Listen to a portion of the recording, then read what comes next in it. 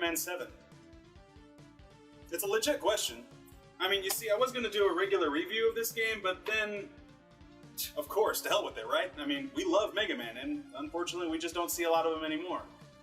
Then the sudden realization came to me while I was considering the game that a lot of people really consider it the black sheep of the Mega Man franchise. And it always bothered me, because I never knew why. I mean, don't get me wrong, it's not exactly hated by absolutely everyone, but quite a vocal minority, or maybe even the majority, deemed this one as the black sheep of the first Mega Man continuity. Or at least until Mega Man 8 came along, which, to be honest, I think it's unfairly bashed too. Well, we're gonna dive right into the game and explore all of the reasons as to why it could be so.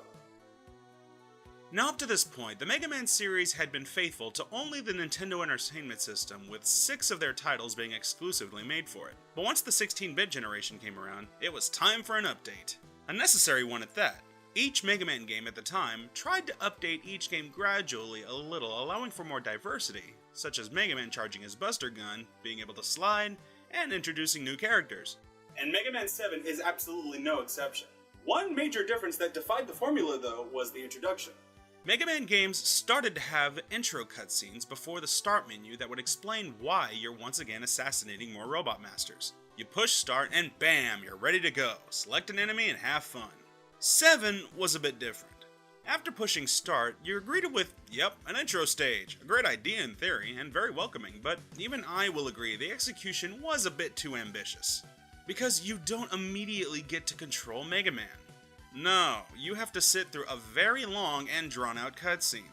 Don't get me wrong, I really enjoy the story elements in video games, and I will gladly sit through them, but if I've already seen it, I would like to have the option to skip them so I can get on with the game. But no, every time you start this game, you will have to sit through the whole thing, and guess what? This intro scene is just over 2 minutes long. A bit excessive, don't you think? Especially for the Super Nintendo age. I mean, games today don't have intros as long as this. If I had to make a point of reference, it suddenly reminds me of Castlevania II Simon's Quest, when out of nowhere a text box will appear letting you know that it's a horrible night for a curse, and then we'll have to take a couple of seconds in order to shift from day to night. Now look, I understand what they were trying to do, by showing how they could heavily incorporate a well-written story within the game that otherwise hadn't been done up until now. Well, not outside of RPGs anyway. But still, this whole complaint could have been avoided if we weren't forced to sit through it against our will every single time. Even Mega Man X1 and X2, which were out before this game, featured intro stages, but they didn't force you to sit through a long scenario first. Mega Man X, you press start, the intro stage begins, and boom, you're playing. Mega Man X2, you press start, you get a cool little scene where X is riding into battle for about 10 seconds, and bam, you're playing. What about Mega Man X3, the game that came out after Mega Man 7? Well, this one has an intro stage and cutscene too. A little longer this time, but you can jump through the dialogue really fast, which you couldn't do in Mega Man 7, however. Now I know what you're thinking. Why is this such a big deal? I mean, there's a whole game ahead of me. It's just an introduction. Why is this such a big issue? Now, to be fair, for some, it very well may not be. Yet, through personal experience, I actually have met people who have given up on the game completely just because the intro was too long and unskippable. It's crazy, I know, right? A whole potentially great game thrown to the side simply because its intro cutscene is too long. But it just goes to show, if your first impression is a bad one, it can be a major turnoff. Anyway, after all the talking is done, you finally get to start playing, if only for a good 30 seconds before you're interrupted by a mini-boss showing up and having to make an entrance, further pausing your urge to play the game. Finally, you get to fight him, you beat him down quickly, and turns out he's a major joke, and suddenly you get attacked by a brand new character. It's a pretty cool entrance and fight, but it ends pretty quickly, only for more dialogue and story to start taking place.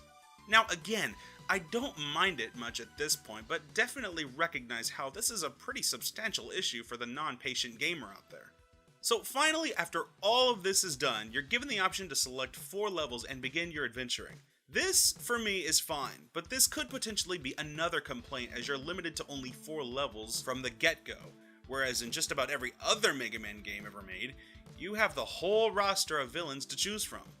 Now, of course, it's for story purposes that you don't have the whole roster available right now, but for me, it's of little concern, as one, it helps a little in finding out who's weak against what, gives me more to look forward to instead of exhausting all the levels at once instead of making you earn some of them by winning. Okay, at this point, we kinda have been sort of mixed to negative. But, let's please take a moment to go over some of the good changes that I really do legitimately like in this game. First of all, there's branching paths, so you don't always have to take the same route as designated, and sometimes even branching paths have little hidden secret corridors that will help with key items that you can find, and special bonuses. For a first-time player and without a guide, it would be unlikely to find all of them in one go, but it's definitely possible. You can find and meet Proto Man on 3 separate occasions, and after fighting him, he will give you his shield as a bonus defense. And by locating and finding all of the Rush letters, you can fuse with Rush and have new abilities and a new form. Another nice feature is in the forest stage. If you use the fire to burn down the trees, yeah, I know, Society and PETA would love to hear that, you can find a hidden ladder and save Mega Man's friend Beat, who can save you from instant death pits.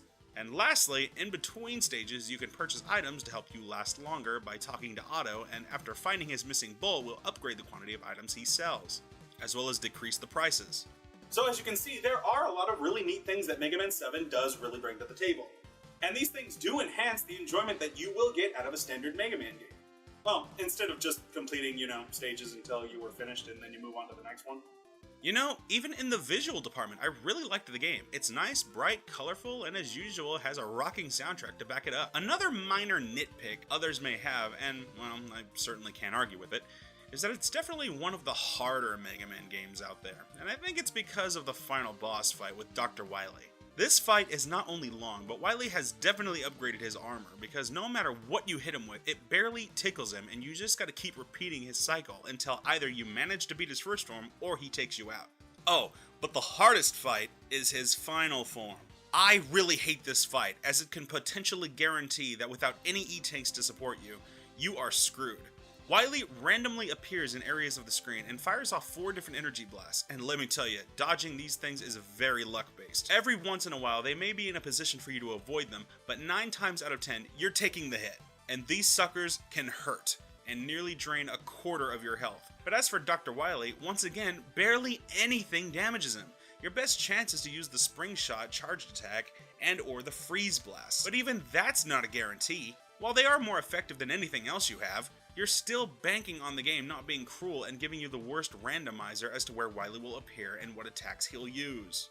It's really unfair, and being that it's the final boss, it's not supposed to be a cakewalk anyway, but should you manage to actually beat him, it's the most rewarding victory, as losing has dire consequences. Not only do you have to go through the first form battle, but you also have to redo all of the 8 boss fights from earlier. Anyway, when I said that this was a most rewarding victory, here's why. Because now, you probably get to see Mega Man at his most furious stage. He has given up on reforming Wily. He is so mad he has got grammar errors. But he is willing and ready to kill Dr. Wily for good, claiming that he is more than a robot, and he should have did this years ago. Yeah, and that's it. Mega Man offs Wily, kills him dead. That is the end of the game.